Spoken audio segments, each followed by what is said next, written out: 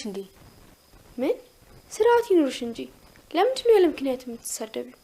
ያለ ምክንያት መሆኑን በምን አወቅሽ? አንቺ ልጅ በምክንያትም ቢሆን እኮ መሳደብ አትችይም። ምን ታመጫለሽ?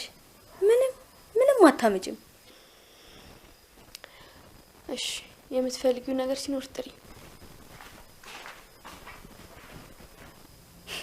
ቆይ ሰራልሻለሁ። እናቴን ካንቺ የተሻለ አልወዳትም እንጂ ተናግሬ ጉድሽን ነበር ማፈለው። ግን ይሄንን ነገር ለእናቴ መናገር አለብኝ። ከሷ ተደብቀው የሆነ ነገር እያደረጉ ነው።